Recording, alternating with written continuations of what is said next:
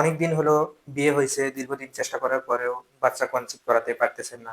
এতে করে আপনারা মানসিকভাবে ভেঙে পড়েছেন। কিন্তু সত্য হলো সব সমস্যারই সমাধান আছে। যদি আমরা সঠিক কারণ জানি, সঠিকভাবে কাজ করি এবং সঠিক চিকিৎসা নেই। আজকে আমি কথা বলবো যে কেন কনসিভ হয় না, কোন সমস্যাগুলোর কারণে কনসিভ হয় না এবং ব্যায়াম করে প্রাকৃতিকভাবে কিভাবে বাচ্চা কনসিভ করানো যায়, এটা নিয়ে আজকে আমি কথা বলবো।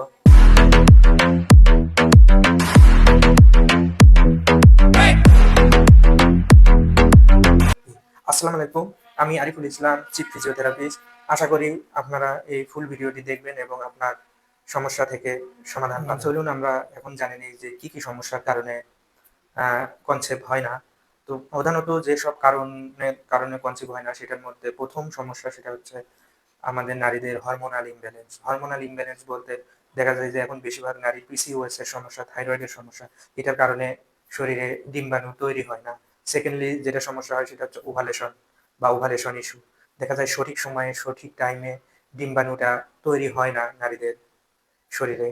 এবং থার্ডলি মোস্ট অফ দা যেটা প্রবলেম সেটা হচ্ছে যে আন্ডারওয়েট বা ওভারওয়েট। দেখা যায় আন্ডারওয়েট নারীদের ক্ষেত্রে কি হয় যে তাদের পুষ্টির সমস্যা থাকে, পুষ্টির কারণে ডিম্বাণুটা সঠিক সময়ে তৈরি হতে পারে না। দেখা যায় ওভারওয়েটের কারণে পিসিওএস এর সমস্যা, থাইরয়েডের সমস্যা এগুলা বেড়ে যায় বা মেটাবলিক সমস্যা যেটা আছে সেটা বেড়ে যাওয়ার কারণে দেখা যায় যে কনসিভ হয় না।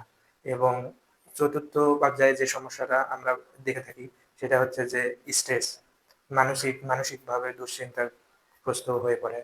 এবং পঞ্চম পর্যায়ে যে সমস্যাটা আমরা নির্ণয় করে থাকি সেটা হচ্ছে যে দেখা যায় অনেক ক্ষেত্রে নারীদের লাইফস্টাইল, সঠিক লাইফস্টাইল তারা ফলো করে না, ঠিকমতো ঘুমায় না, রাত জাগে, খাবার-দাবারের নিয়ম নাই, অনিয়ম করে খাবার-দাবার খায়।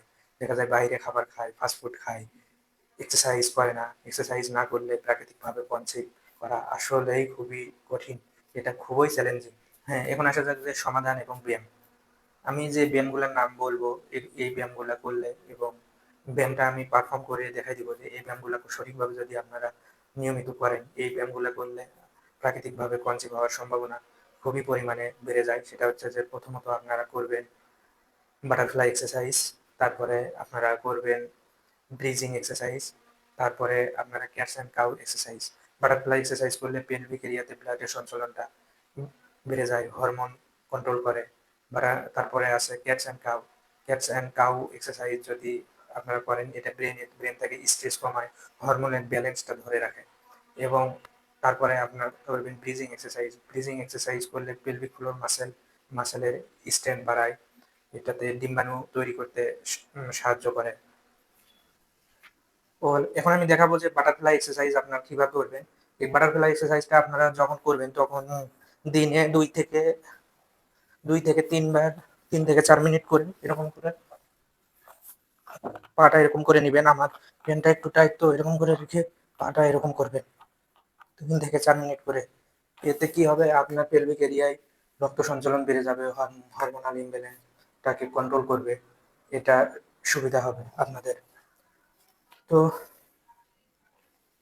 তারপরে এখন আমরা দেখব যে ব্রিজিং এক্সারসাইজ। এই ব্রিজিং এক্সারসাইজ আমরা করব। তো ব্রিজিং এক্সারসাইজটা আমরা কিভাবে করব? ব্রিজিং এক্সারসাইজ করার সময় এরকম করে শুইতে হবে। শোয়ার পরে আপনাদের এরকম পা এরকম হাত ইয়ে করে নিয়ে এরকম একবারে ব্রিজিং এরকম করে করতে হবে। এরকম করে ১০ সেকেন্ড করে হোল্ড করে রাখবেন। আবার এরকম করে নামাবেন। আবার এরকম করে করবেন। আবার ১০ সেকেন্ড হোল্ড করে রাখবেন, আবার নামাবেন। এরকম করে আপনারা ১০ থেকে ১৫ বার করে করবেন, দিনে ৩ থেকে ৪ বার।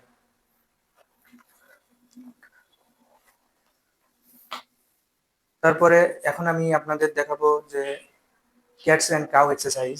ক্যাটস অ্যান্ড কাউ এক্সারসাইজ আপনি কিভাবে করবেন? আপনার প্রথমে এইভাবে নামাজ পড়ার মতো করে বসবেন এবং বসার পরে হাতটা এরকম করে দিবেন। হাতটা এরকম করে দিয়ে তারপরে হাত দিয়ে এরকম চেক করে দেখবেন যে পায়ের সাথে এই হাতের সমান আছে কিনা। এরকম করে করে এই কোমরটা এই দিকে নিচের দিকে এরকম ভাঁজ করে নেবেন। নিয়ে এরকম করে এরকম এরকম মাথাটা উপরে উঠবে, কোমরটা নিচে নেমে যাবে। আবার এরকম মাথা নিচে নামবে, কোমর উপরে উঠবে, আবার এরকম মাথা উপরে উঠবে, কোমর নিচে নামবে। এরকম করে এটা 15 থেকে 20 বার করে এরকম করে করবেন।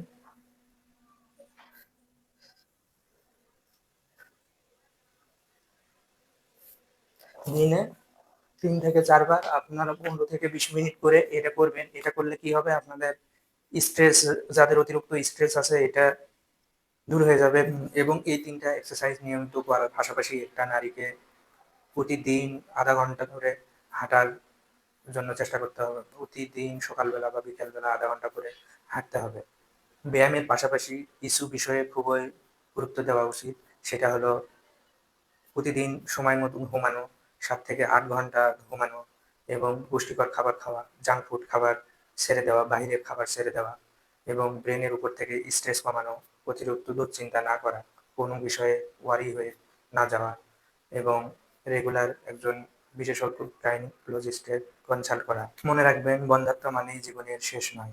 সঠিক চিকিৎসা, সঠিক ব্যায়াম, স্বাস্থ্যকর জীবনযাত্রা, এই 3টি জিনিস আপনাকে পৌঁছাই দিতে পারে আপনার কাঙ্ক্ষিত লক্ষ্যে এবং পূরণ হতে পারে আপনার মা হওয়ার স্বপ্ন।